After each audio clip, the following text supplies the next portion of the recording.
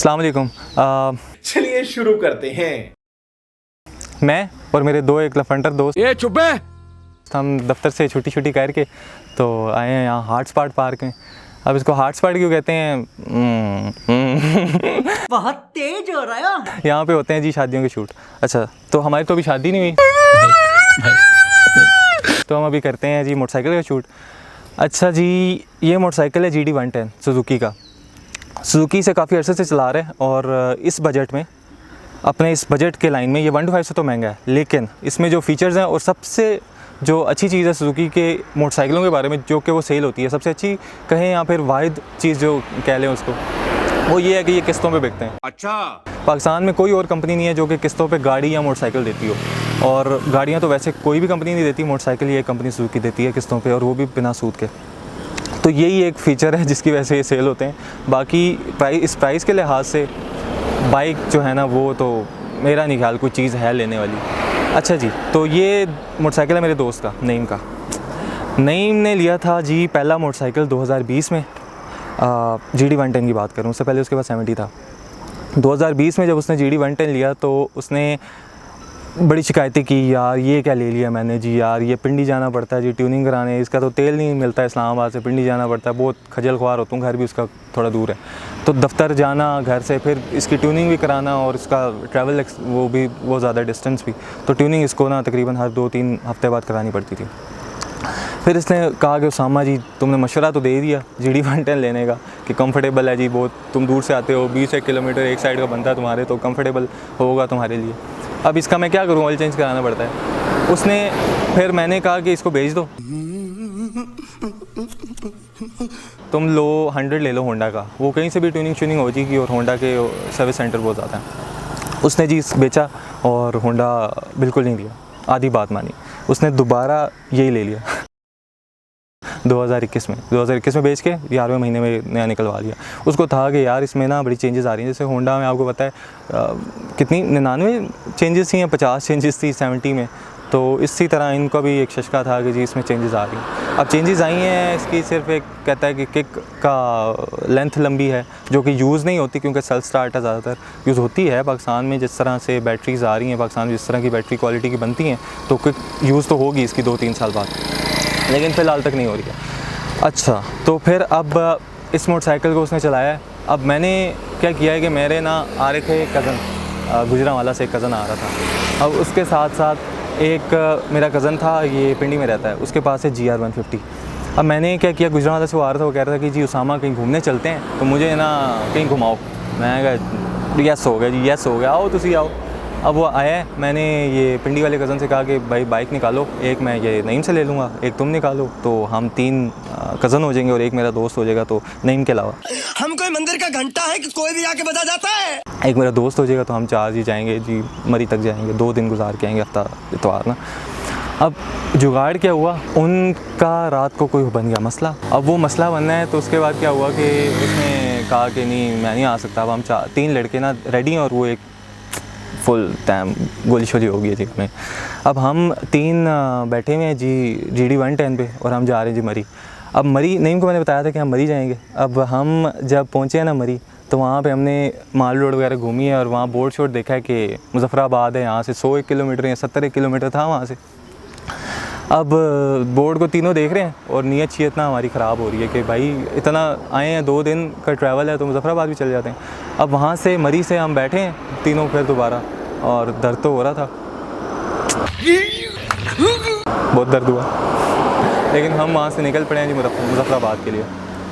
मुजफ्फराबाद वहाँ से तकरीबन मेरे ख्याल से है 2-1 घंटे का है, तो हम थोड़ा आराम से जा रहे थे, 3 बैठे हैं, तो 3-1 घंटे हमें वहाँ से लग गए। 2 घंटे घर से सबको उठा के मरी तक, और 3 घंटे आगे मुजफ्फराबाद तक। अब मुजफ्फराबाद तक जी हम 5 घंटे की ड्राइव कर चुके हैं, और हम सोच रहे हैं जी यहाँ पे कहीं स्टे करेंगे 2 दिन, और सही ना शशके होंगे।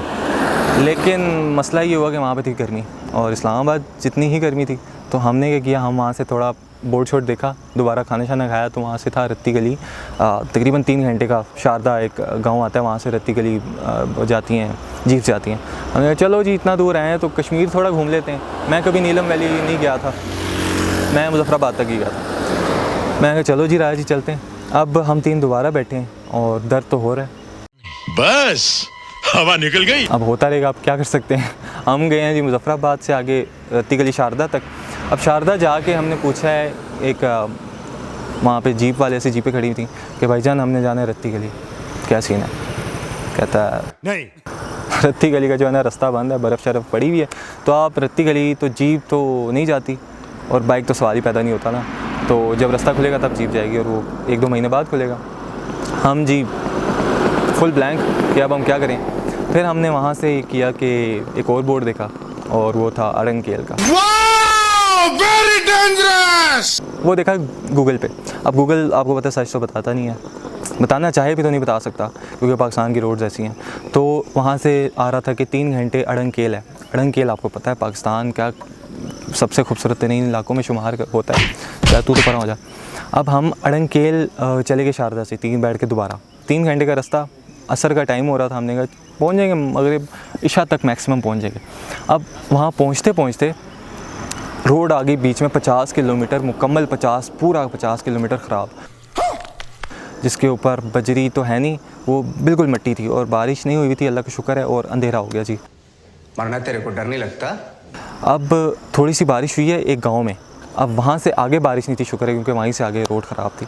अब उस गांव में थोड़ी सी नमाज़ पड़ी है, फिर हम बाइक पे दोबारा बैठे हैं और हम चल रही है आगे को। अब क्या होता है कि रोड मिली ख़राब, अभी ठीक करके देता हूँ, अभी ठीक करके देता हूँ, लेकिन वो रोड ठीक होने का नाम नहीं ले रही थी। अब हम चलते गए 50 किलोमीटर पूरा उस रोड ने 3 घंटे ले लिए। मतलब कि हमें जहाँ 3 घंटे बताया था शारदा से रत्ती अड़ंगकेल का, वहाँ हमारे 5-1 घंटे लग गए। अब ये टोटल हमारा एक सफ़र बन गया तकरीबन खाने का टाइम हटा के ना तकरीबन 11-12 घंटे की हमारी ड्राइव हो गई। मेरे साथ अन्याय हुआ है। अब हम पहुँचे हैं जी अड़ंगकेल तकरीबन रात के 9-1 बजे, और वहाँ पे हम उतरे हैं और वहाँ पे हम नडाल, अल्लाह का शुक्र है कोई मिल गया एक होटल वाला, 1000 रुपये में उसने कमरा दे दिया। अब ये सारा एक्सपीरियंस जो था ना इस बाइक पे वो हमने आपको बताना था। मैंने कहानी पहले बताई। अब नईम को जो है ना उसको पता नहीं था कि उसका मोटरसाइकिल मैं ले गया अड़ंगकेल। चीटिंग करता है तू। जब तक मैं वापस नहीं आया ना उसे पता नहीं लगा। साले को बम से उड़ा दूंगा एक बार हाथ में आ जाए तो। क्योंकि वहाँ सिग्नल नहीं आते और हमारे पास सिम नहीं थी एसकॉम की, तो हम स्टेटस वगैरह लगा नहीं सके, इससे बात हो नहीं सकी। तो उसको था कि मर ही गए हैं, कल तक आ जाएंगे जी। मैं आया वापस मोटरसाइकिल ले गए जी, बजरी फंसी हुई है इसके इंजन में और पता नहीं क्या कुछ हुआ। मैंने इसको नहलाया भी, लेकिन बजरी ना फंसी रहेगी, इंजन में काफ़ी ज़्यादा बजरी फंसी हुई थी। अब नईम जी देखा, नईम ने बाइक के ये क्या हुआ है। मैंने इसको बताया कि नहीं, हम ज़रा गलती से ना अड़ंगकेल पहुँच गए थे, अबे साले मरी से थोड़ा सा आगे निकल गए थे। ये सारी स्टोरी थी मोटरसाइकिल की ट्रिप की। 3 बैठ के दर्द तो बहुत हो रहा था, अगले 2 दिन दर्द ही होता रहा था नीचे, लेकिन क्या कर सकते हैं। ये जो मोटरसाइकिल है ना, अब इसके ओवरऑल एक्सपीरियंस पे आते हैं। इस मोटरसाइकिल की सीट जी मेरे ख्याल से GR जो है ना, GR 150, उस पर मैं बाबू साहब तक गया हूँ, उससे ज़्यादा इसकी सीट कंफर्टेबल है। शॉक्स भी इसके उससे बेहतर हैं। 3 बंदे इस पे ज़्यादा कंफर्टेबल थे कि 2 बंदे उस पर थोड़ा ज़्यादा दर्द हुआ था। और ओवरऑल जिसकी हेडलाइट है उसकी विजिबिलिटी भी काफ़ी अच्छी है। सबसे जो इसमें बुरी चीज़ है, एक ही बुरी चीज़ है, वो है नीचे लगता है। नईम के बकौल ये नीचे नहीं लगता, हम मालूम है तेरे बाप को मत सिखा चल। एक नहीं नीचे लगता है, उसे नहीं पता, उससे ज़्यादा मैंने बाइक चलाई, नीचे लगता है। और इसका जो नीचे हिस्सा लगता है वो इसका मेरे ख्याल से इंजन का जो वो होता है बैलेंसर, वो लगता है, यहाँ फिर सलेंसर लगता है, मेरे ख्याल से सलेंसर लगता है। ये इसमें एक बुरी चीज़ है। और दूसरी चीज़ के सुजुकी के स्पेयर पार्ट्स बहुत ज़्यादा हैं, इसकी हज़ारों की तो ये फ्रंट हेड काउल है और इंजन ऑयल थोड़ा सा महंगा है बाकी बाइक से और मिलता नहीं है सुजुकी के शोरूम्स के अलावा। ये मसले हैं कुछ इस बाइक में। बाकी इसने जो है हमें पूरा रास्ता तंग नहीं किया। जिसका पंचर हुआ था वो तो फिर नेचुरल है, 2 किलोमीटर इसने पैदल चलवाया था, लेकिन बाकी इस बाइक ने हमें कोई तंग नहीं किया। तो ओवरऑल एक्सपीरियंस इस बाइक का अच्छा था। अब जिस कीमत में ये बाइक आ रहा है, इस कीमत में 1 to 5 तो आता नहीं है, ठीक है। इस कीमत में अब वो जो GS 150 आता था वो भी डिसकंटिन्यू हो गया। तो किस्तों पे ये जो ऑप्शन है ये सबसे मेरे ख्याल से बेहतरीन ऑप्शन है। अगर आपके पास कुछ सुजुकी वाला रहता है, आपके इर्द गिर्द कोई सुजुकी वाला के शोरूम है तो फिर तो ठीक है। अगर आपको जी दूसरे शहर जाना पड़ता है फिर आप इससे ना भी करें, फिर आप होंडा शोंडा ले लें कोई, तो इसको तभी प्रेफर करें अगर सुजुकी वाला आपके शहर में है और आप इसका ख़र्चा उठा सकते हैं। एवरेज जो इसने दी थी ना हमें, वो दी थी तकरीबन 40 से 45 के दरमियान, और मैं इसकी टैंकी फुल ही कराता रहा था, तो फुल पे इसकी सही मतलब माइलेज चेक की थी मैंने, तो मेरे ख्याल से 42 के करीब इसकी एवरेज थी। मैं नहीं मानता। ओवरऑल बाकी एक्सपीरियंस अच्छा था इसका। तो अब इस पे वो मोइज़ पीछे खड़ा कह रहा है बस कर दे भाई, अब इसका रिव्यू तो ख़त्म होता है, फिर किसी मोटरसाइकिल अगले का रिव्यू शिव्यू करेंगे, GR का इंशाल्लाह करेंगे। तो अल्लाह हाफ़िज़ जी, बहुत मज़ा आया।